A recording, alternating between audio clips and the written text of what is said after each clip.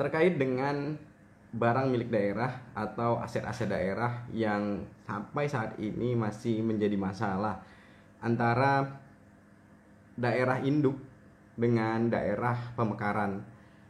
Ini disebabkan karena masih banyaknya aset-aset milik pemerintah daerah induk berada di daerah pemekaran, sehingga membuat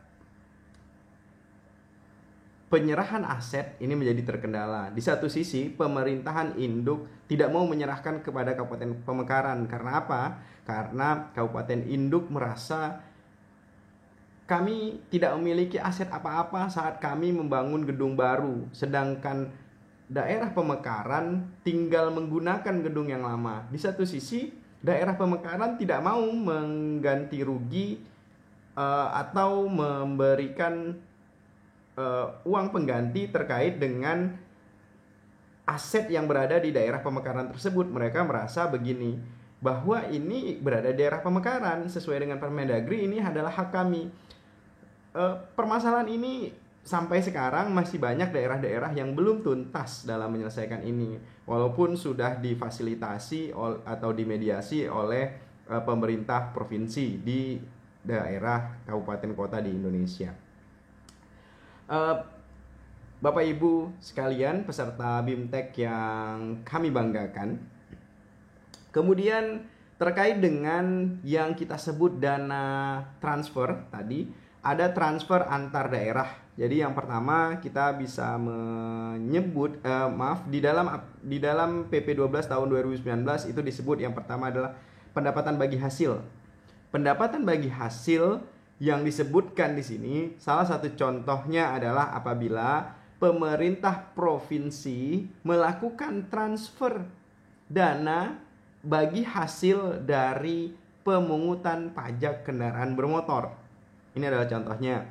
Kemudian, kalau transfer antar daerah dalam bentuk bantuan keuangan, seperti cerita tadi, Kabupaten induk lalu ingin menyerahkan asetnya kepada Kabupaten Pemekaran.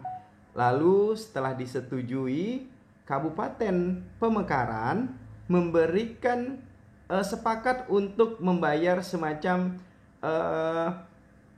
ganti rugi atau semacam uang ganti biaya dan seterusnya. Jadi akhirnya aset ini ingin dimiliki oleh Kabupaten Pemekaran, kemudian ada kesepakatan, contoh misalnya ada gedung yang luasnya 600 meter persegi, kemudian dihargai 1 miliar rupiah kepada Kabupaten induk, lalu Kabupaten induk menyepakati, oke, kami lepaskan. Bagaimana pembayarannya? Maka pembayarannya ini nanti dilakukan melalui pos transfer antar daerah melalui bantuan keuangan. Selanjutnya di dalam pendapatan asli daerah di PP 12 tahun 2018 juga dijelaskan bahwa terdapat jenis pendapatan lain-lain yang sah, Ini dari PP 12 tahun 2019. Kalau dulu namanya lain-lain pendapatan yang sah, namanya sama, tetapi isinya berbeda. Kalau dulu di dalam lain-lain pendapatan yang sah isinya ada hibah, ada dana darurat, kemudian ada namanya dana bagi hasil dari provinsi, kemudian ada lagi dana penyesuaian dan otonomi khusus yang masuk ke dalam pendapatan transfer, kemudian bantuan keuangan dari provinsi atau Pemda lainnya yang masuk juga ke pendapatan transfer. Kemudian lain-lain pendapatan yang sah di dalam PP 12 tahun 2019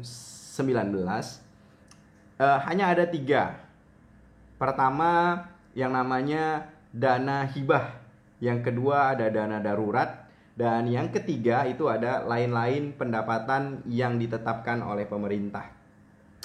Apa sih definisi dana hibah yang disampaikan tersebut?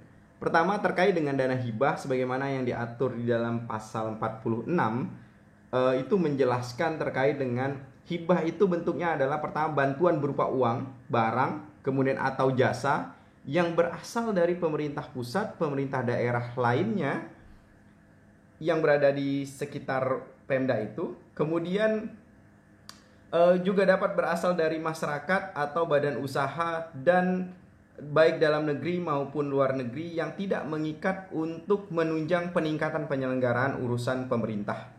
Yang kemudian ini menjadi kewenangan daerah sesuai dengan ketentuan peraturan perundang-undangan. Sedangkan kalau kita melihat misalnya apa sih sebenarnya definisi dana darurat dan kapan sih dana darurat ini digunakan?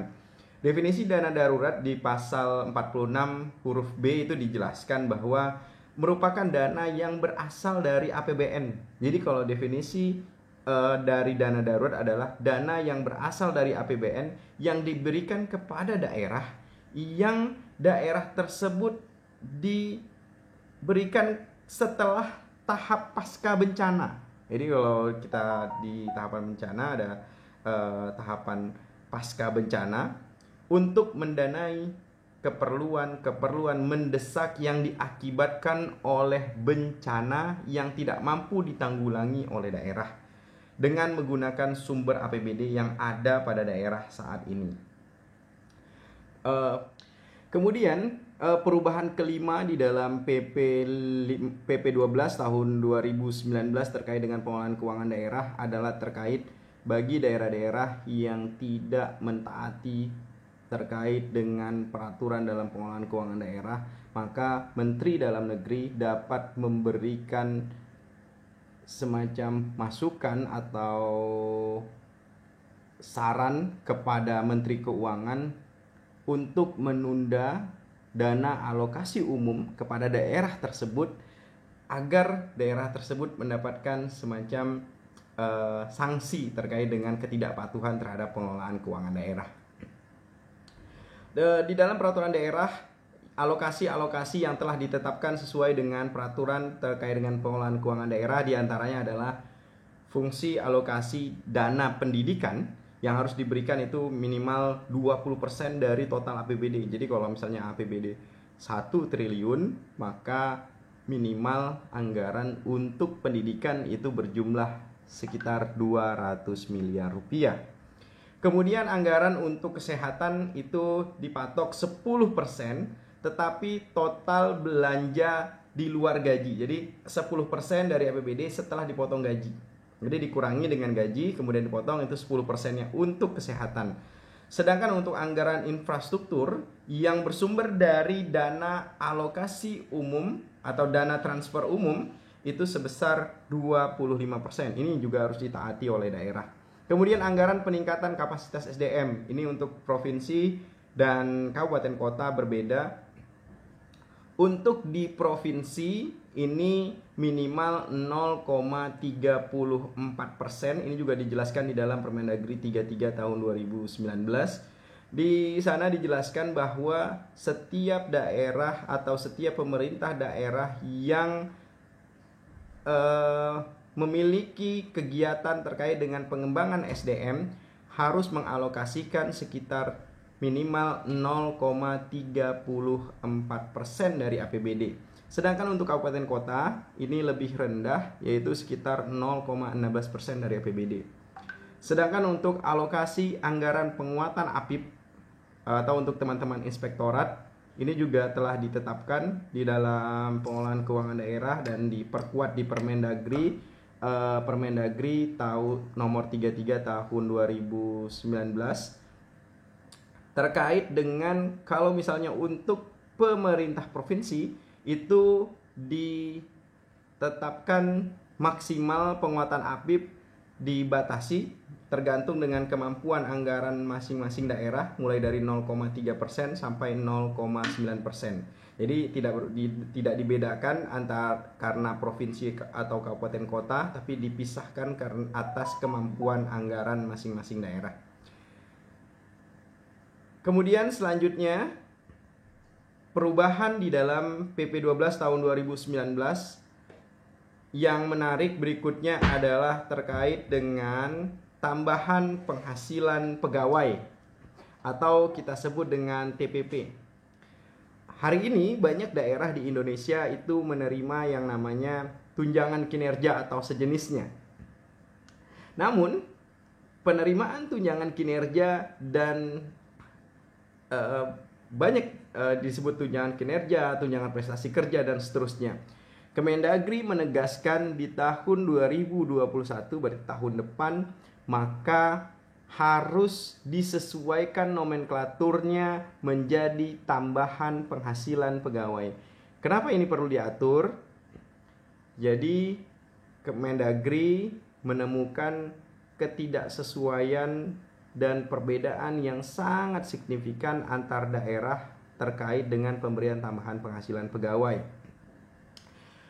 Dan prinsip kriteria dalam tambahan penghasilan pegawai juga diberikan berbeda-beda.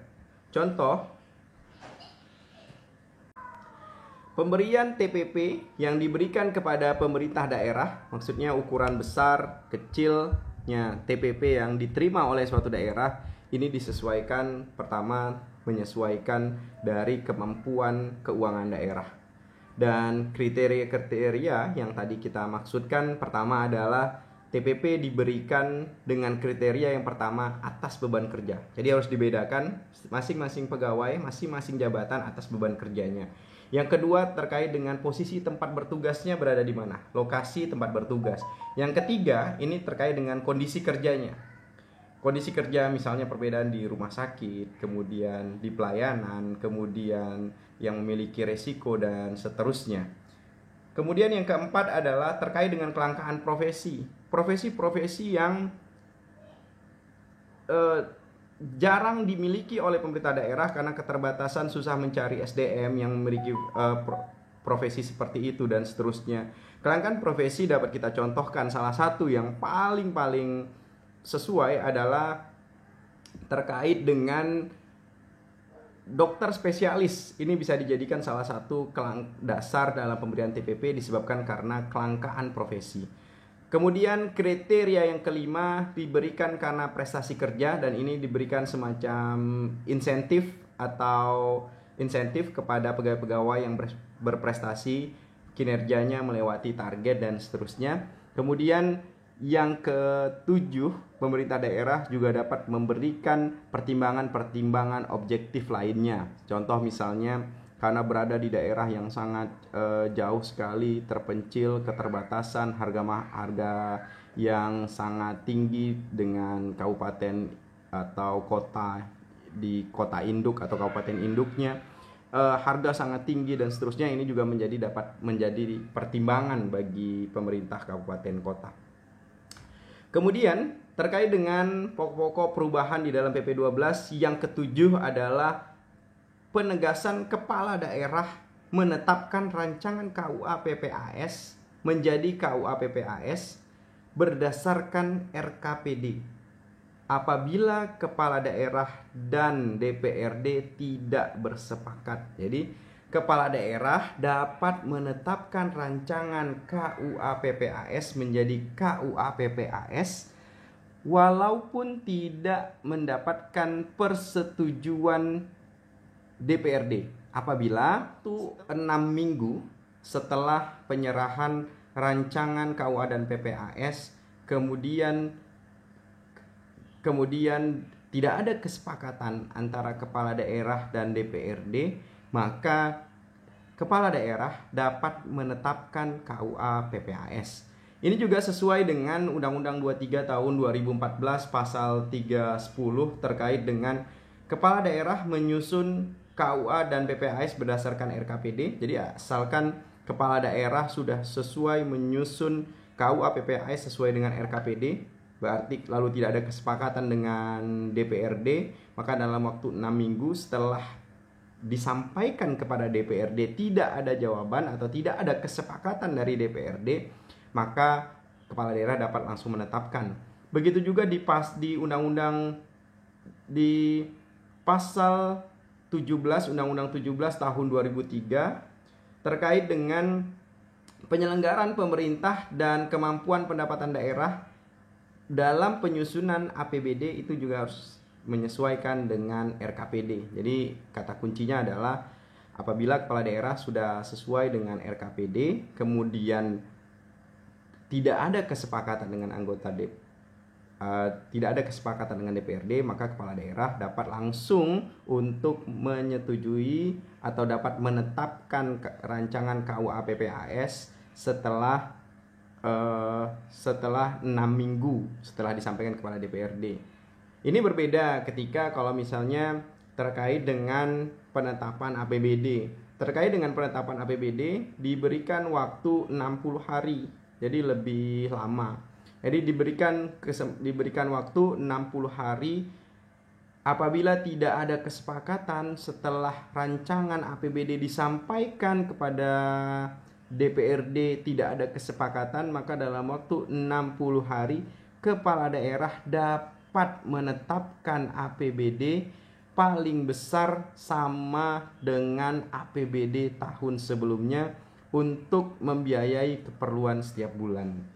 Jadi di sini dituntut adanya kesepakatan, dituntut adanya kolaborasi yang baik antara kepala daerah dan DPRD. Kemudian terkait dengan perubahan di dalam PP 12 berikutnya, PP 12 tahun 2019 tentang pengelolaan keuangan daerah, yaitu terkait dengan kepala daerah dapat menetapkan atau membuat kegiatan yang bersifat tahun jamak melewati masa jabatannya. Jadi seperti ini, pengaturan kegiatan tahun jamak dapat melampaui akhir tahun masa jabatan kepala daerah berakhir. Untuk kegiatan tahun jamak dimaksud merupakan prioritas nasional dan kepentingan strategis nasional sesuai dengan ketentuan peraturan perundang-undangan. Jadi kata kuncinya kegiatan pembangunan fisik, contohnya misalnya membangun jembatan yang sesuai dengan program prioritas pembangunan nasional atau masuk dalam kepentingan strategis nasional. Seorang bupati di Kabupaten A misalnya merencanakan kegiatan pembangunan jembatan 3 tahun ke depan, padahal akhir masa jabatannya tinggal 2 tahun lagi. Bolehkah seorang bupati melaksanakannya? Di dalam PP 12 tahun 2019 ini dimungkinkan. Kriteria kegiatan tahun jamak yang dimaksud adalah pertama, pekerjaan konstruksi atas pelaksanaan kegiatan yang secara teknis merupakan satu kesatuan untuk menghasilkan satu keluaran yang memerlukan waktu penyelesaian lebih dari 12 bulan. Kemudian pekerjaan atas pelaksanaan kegiatan yang menurut sifatnya harus tetap berlangsung pada pergantian tahun anggaran. Jadi kriteria-kriteria ini juga harus dipenuhi. Ini sesuai dengan pasal 92 di PP 12 tahun 2019. Jadi nanti ada persetujuan bersama antara kepala daerah dan DPRD terkait dengan pelaksanaan pekerjaan tahun jamak ini. Kemudian di perubahan berikutnya, di perubahan ke-9 di dalam PP 12 tahun 2019, ini berkaitan dengan dalam hal evaluasi APBD. Jadi contohnya adalah misalnya kabupaten, kota, APBD-nya, rancangan APBD itu sebelum disahkan, kemudian dievaluasi rancangan APBD sebelum menjadi perda APBD dievaluasi oleh provinsi, kemudian kalau provinsi dievaluasi oleh Kementerian Dalam Negeri. Perubahan ke-9, dalam hal evaluasi APBD tidak ditindaklanjuti oleh gubernur dan DPRD pada pemerintah provinsi. Kemudian Menteri Dalam Negeri dalam hal ini dapat mengusulkan kepada Menteri Keuangan untuk melakukan penundaan bahkan pemotongan dana transfer umum. Jadi ini bagi daerah-daerah yang bahasanya ngeyel atau tidak mau mematuhi peraturan pengelolaan keuangan daerah, ini diberikan sanksi penundaan, bahkan bisa saja pengurangan dana alokasi umum.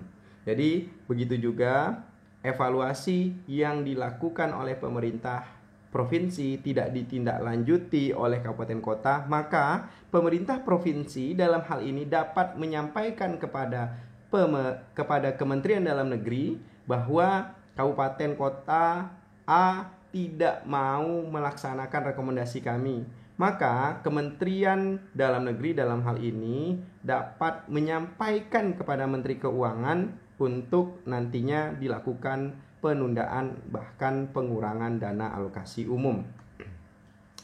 Kemudian selanjutnya terkait dengan perubahan di dalam PP 12 tahun 2019 yang ke-10 adalah pengaturan dalam melakukan evaluasi rancangan Perda Kabupaten Kota tentang APBD. Gubernur sebagai wakil pemerintah pusat berkonsultasi dengan Menteri Dalam Negeri dan selanjutnya Menteri berkoordinasi dengan Menteri Keuangan. Ini berkaitan sekali. Kemudian di perubahan ke-11 PP 12 tahun 2019 ini terkait dengan pengaturan dalam hal pengolahan keuangan daerah yang pejabatnya berhalangan. Pejabat yang berwenang dapat menunjuk pejabat lain untuk melaksanakan tugas pengelolaan keuangan. Jadi intinya jangan sampai pembahasan APBD itu terlambat hanya karena pejabat berhalangan. Contoh misalnya pejabat dalam kasus hukum, pejabat berhalangan sakit, dan seterusnya. Maka pejabat yang berwenang dapat menunjuk pejabat lain untuk melaksanakan tugas keuangan daerah. Di sini dijelaskan tentang rancangan perda tentang APBD dan rancangan peraturan kepala daerah tentang penjabaran APBD yang telah dievaluasi dan ditetapkan oleh kepala daerah. Jadi sudah dievaluasi dan sudah ditetapkan, jadi sudah mendengarkan evaluasi dari Kemendagri bagi provinsi, sudah mendengarkan evaluasi dari gubernur bagi kabupaten kota, kemudian menjadi peraturan sehingga menjadi peraturan daerah tentang APBD dan Perkada tentang penjabaran APBD. Jadi di pasal 117 PP 12 tahun 2019 menjelaskan tentang ini. Jadi penetapan nantinya rancangan perda tentang APBD dan rancangan perkada tentang penjabaran APBD dilakukan paling lambat 31 Desember tahun sebelumnya. Jadi ini sudah dijelaskan. Kemudian kepala daerah menyampaikan peraturan daerah tentang APBD dan perkada tentang penjabaran APBD kepada menteri bagi daerah provinsi dan kepada gubernur kepada daerah kabupaten kota paling lambat 7 hari setelah perda dan perkada ditetapkan. Jadi perkada dan perda setelah ditetapkan paling lambat 31 Desember tahun sebelumnya. Kemudian setelah ditetapkan, kemudian diberikan waktu 7 hari untuk menyampaikan kepada provinsi bagi kabupaten kota dan kepada Menteri Dalam Negeri bagi daerah provinsi. Di sini dijelaskan bahwa terkait dengan beberapa status-status jabatan yang sering kita kenal. Jadi contoh misalnya pembahasan APBD yang dilakukan di sebuah daerah disebabkan karena kekosongan kepala daerah, kekosongan masa jabatan. Biasanya kekosongan masa jabatan ini diisi oleh namanya penjabat. Definisi penjabat ini dijelaskan di dalam Undang-Undang 10 tahun 2016 bahwa yang namanya penjabat kepala daerah itu mengisi kekosongan periode. Contoh misalnya seorang bupati di Kabupaten A ini memiliki periode jabatan 2015-2020 itu 5 tahun. Kemudian pilkada baru dilaksanakan contohnya di tahun 2021 ada kekosongan rentang kepemimpinan periode selama 1 tahun, maka kekosongan ini akan diisi oleh yang namanya penjabat atau yang disingkat sebagai PJ. Berbeda dengan istilah PLT. Istilah PLT yang kita kenal atau pernah sering sekali kita dengar di dalam kepala daerah ini mengacu kepada Undang-Undang 23 tahun 2014. PLT adalah pengisian jabatan kepala daerah dalam masa jabatan periode kepala daerah tersebut. Jadi contoh misalnya tadi sang bupati dari tahun 2000 memiliki periode 2015-2020. Lalu di tahun 2017 terjadi permasalahan hukum misalnya. Lalu melalui Menteri Dalam Negeri, Presiden menetapkan pengangkatan wakil gubernur, wakil bupati sebagai pelaksana tugas bupati. Maka pelaksanaan tugas ini sampai nanti keputusan hukum berkeputusan tetap, maka kepala daerah yang bermasalah hukum dinonaktifkan, statusnya berarti kepala daerah nonaktif. Kemudian wakil bupati naik menjadi PLT hingga ketetapan keputusan berkeputusan tetap atau ingkrah. Kenapa? Ketika berkeputusan tetap atau ingkrah, nantinya bupati PLT bupati ini dapat ditetapkan menjadi pejabat definitif bupati. Jadi artinya ada definitif bupati menggantikan bupati yang tadi melakukan permasalahan hukum. Apabila tidak terbukti bersalah dan dibebaskan dan seterusnya, maka bupati yang nonaktif kembali lagi ke dalam jabatannya. Kemudian perubahan ke-13 di dalam PP 12 tahun 2019 ini cukup menarik dan ini baru-baru saja diperkuat dengan kelahiran peraturan perundang-undangan terbaru. Terkait dengan perubahan ke-13 ini terkait dengan penegasan penggunaan bagan akun standar dalam mewujudkan statistik keuangan pemerintah dan laporan keuangan yang terkonsolidasi, kemudian proses perencanaannya, penganggarannya, kemudian pelaksanaan anggarannya dan laporannya itu tadi seperti tadi terkonsolidasi. Jadi di sini strategi Kementerian Dalam Negeri adalah Kementerian Dalam Negeri saat video ini tayangkan sudah mengeluarkan yang namanya Permendagri tahun 90 tahun 2019. Jadi di akhir tahun 2019 Permendagri mengeluarkan Permendagri 90. Apa sih isinya? Di sini Permendagri ini memberikan sebuah pedoman bagi pemerintah daerah dalam melakukan kodifikasi akun yang menggambarkan struktur APBD dan laporan keuangan secara lengkap yang diselaraskan dengan bagan akun standar pemerintah pusat.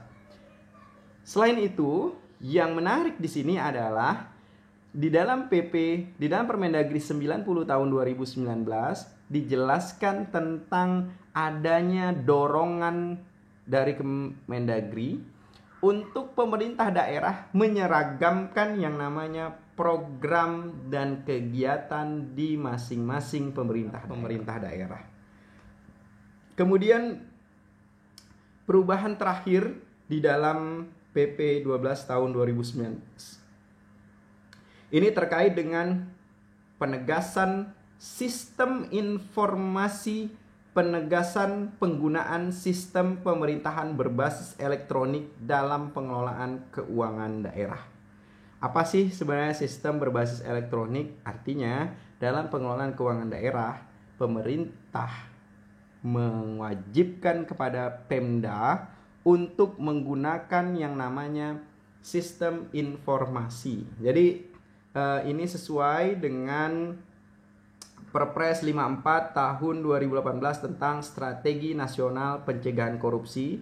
Jadi salah satunya terkait dengan Pemda wajib menerapkan APBD secara terintegrasi paling sedikit penyusunan program dan kegiatan dari Renja, kemudian penyusunan RKA, penyusunan anggaran, kemudian pendapatan daerah, dan pengadaan barang dan jasa ini dilakukan menggunakan sistem informasi. Kemudian dalam hal Pemda tidak menerapkan sistem pemerintahan berbasis elektronik atau SPBE. Ini di bidang pengelolaan keuangan daerah, menteri yang menyelenggarakan urusan keuangan melakukan penundaan dan lagi-lagi dapat melakukan pemotongan dana alokasi umum sesuai dengan peraturan pemerintah, sesuai dengan usulan Menteri Dalam Negeri. Jadi di sini perlu diperhatikan bahwa, dan mudah-mudahan di akhir tahun 2021 kita semua di seluruh Indonesia semuanya sudah menggunakan sistem informasi yang seragam dan mengimplementasikan PP 90 tahun 2019. Baik Bapak Ibu sekalian, peserta BIMTEK dimanapun Bapak Ibu berada, inilah beberapa penjelasan terkait dengan PP 12 tahun 2019 yang akan kita terapkan. Bagi Bapak Ibu yang nantinya memiliki beberapa pertanyaan-pertanyaan terkait dengan perubahan-perubahan di dalam PP 12 tahun 2019. Contoh misalnya di dalam 14 perubahan ini ada yang tidak kami jelaskan. Salah satu contohnya adalah misalnya kalau dulu di PP 58 tahun 2005 itu dijelaskan bahwa bendahara itu adalah jabatan fungsional. Sedangkan di PP 12 tahun 2019 itu tidak ada lagi bahasa bendahara adalah jabatan fungsional. Sehingga ini memperjelas bahwa bendahara bukanlah jabatan fungsional. Kemudian apabila nanti Bapak Ibu ada pertanyaan terkait dengan pelaksanaan pengelolaan keuangan di daerah, ini dapat menghubungi kita melalui WhatsApp di nomor berikut ini. Demikian penjelasan terkait dengan perubahan atau pokok-pokok perubahan PP 12 tahun 2019 tentang pengelolaan keuangan. Mohon maaf atas segala kekurangan.